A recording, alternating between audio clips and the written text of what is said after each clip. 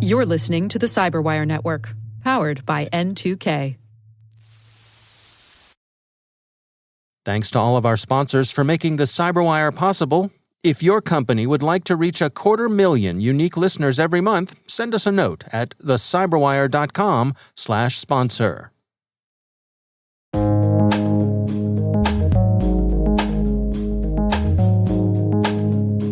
The word is attribution. Spelled A as in acknowledgement, T as in traceability, T as in a token, R as in recognition, I as in individuality, B as in blame, U as in uniqueness, and shun, T-I-O-N, as in to push away, which has absolutely nothing to do with the word, but I just thought it was funny.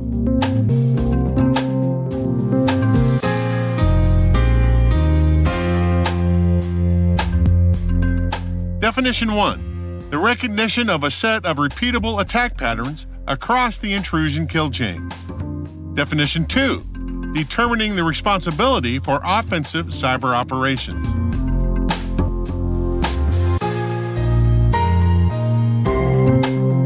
Example sentence.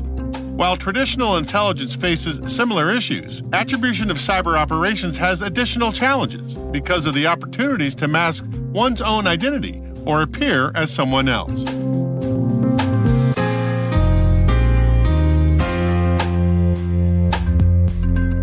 Origin and context. From almost the beginning of InfoSec history, network defenders have been exposed to colorful names attributing cyber offensive operations like crime, espionage, hacktivism, continuous low-level cyber conflict, etc., to specific groups like the Lazarus Group, Wicked Panda, and APT-29, just to name 3. The first and arguably the most famous, called Moonlight Maze, was the U.S. government's 1998 attribution of Russian hacker activity directed against the Pentagon, NASA, and some affiliated academic and laboratory facilities. Back then, commercial cyber intelligence didn't really exist.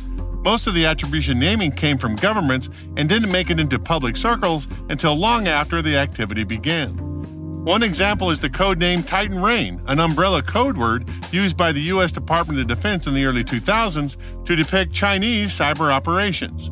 A decade later, Mandiant established the precedent of commercial cybersecurity vendors naming hacker groups in 2013, when it released the report APT-1 exposing one of China's cyber espionage units, the first public document that outlined Chinese government cyber attack campaigns across the intrusion kill chain.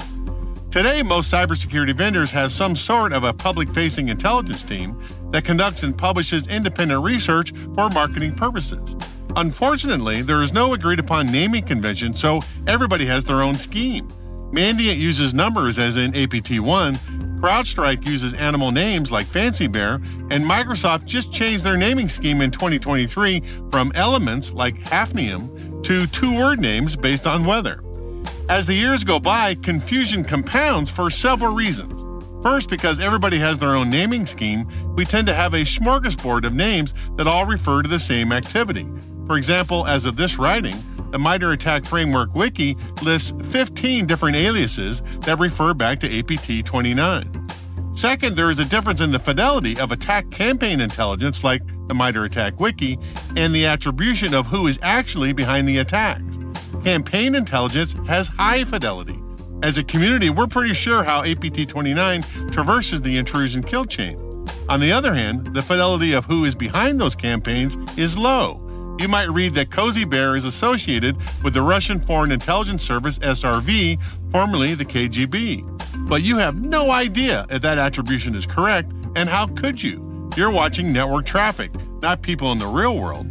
Government spy agencies can attribute activity at this level, but they're not likely to tell you what they know except for some niche special cases. For the most part, they're trying to protect their sources and methods. The chances that your favorite security vendor's intelligence team has any inside information to confirm the assertion is low. They might have some suspicions, like language used in the code, IP address, geographical location, time of day, etc. But if I'm the President of the United States, I'm not launching the nukes on that flimsy evidence. What is likely when you read the attribution is that some other intelligence team in the past attributed Cozy Bear to the SRV, and this new report you're reading is just passing the information along without telling you the source. The bottom line is that for public intelligence reports, the fidelity of most attributions to some nation-state isn't supported by strong evidence. On the other hand, the fidelity for the listed MITRE ATT&CK TTPs associated with Cozy Bear is high, and that causes confusion. The point is, for most of us, it doesn't matter which government is behind the attacks. If you know that North Korea is attacking you, who cares? Unless you're a nation-state spy organization tracking useful human intelligence sources or a law enforcement agency seeking to indict people, that knowledge doesn't help a typical network defender at all. What is important is knowing whether your team is observing attack patterns consistent with the Lazarus group in your networks and whether they have deployed prevention controls to counter them at each stage of the intrusion kill chain.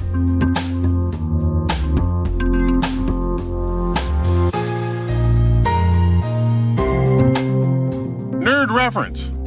On Mark Nunikoven's YouTube channel called Cybersecurity Basics, in his episode number 9 on attack attribution in 2018, he talks about the difference between attributing people and attack campaigns. So anytime there's a cyber attack, people are always wondering who it is. And that's totally natural. I'm not trying to dissuade people from figuring that out. The challenge is that it's extremely difficult to make a strong attribution with a high level of confidence. So the challenge here is, how do you say that it was Mark sitting behind the keyboard that launched a specific cyber attack? And the answer is, it's really hard to do that. And you can normally find different properties or attributes of an attack that will point to an entity, but you won't be able to tie that entity to people unless they make a massive mistake. And there's a little bit of pieces here or there. We know this IP has been used in different attacks before. We know that this IP is also attack system E. Okay, well, now we've got more pieces of the puzzle. But at no point does that relate to Mark behind a keyboard typing and attacking people. And that's why attack attribution, it isn't that useful for most people. Unless you're in law enforcement or nation-state politics, figuring out who attacked you isn't that useful. Figuring out the category of attacker is extremely useful.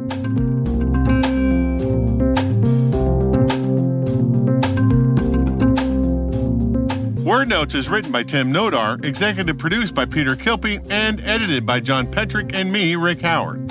The mixed sound design and original music have all been crafted by the ridiculously talented Elliot Peltzman. Thanks for listening.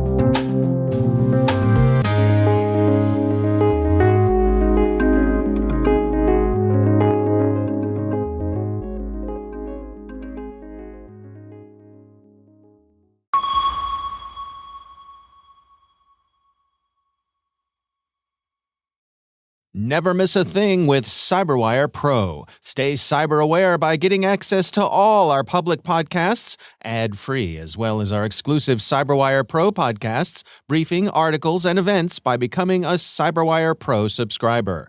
Get actionable reporting, analysis, and insights on global events occurring in the cybersecurity industry at your fingertips. Visit thecyberwire.com/pro to subscribe today.